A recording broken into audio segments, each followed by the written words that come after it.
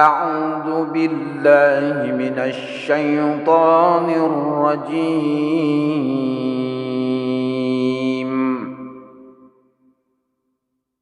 بسم الله الرحمن الرحيم.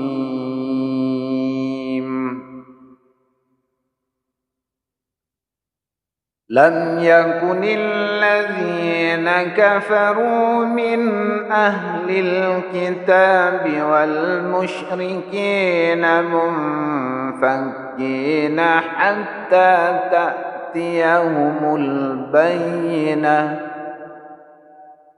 رسول من الله يتلو صحفا مطهرة فيها كتب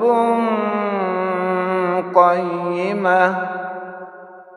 وما تفرق الذين أوتوا الكتاب إلا من بعد ما جاءتهم البينة. وما أمروا إلا ليعبدوا الله مخلصين له الدين حنفاء ويقيموا الصلاة ويؤتوا الزكاة وذلك دين القيمة.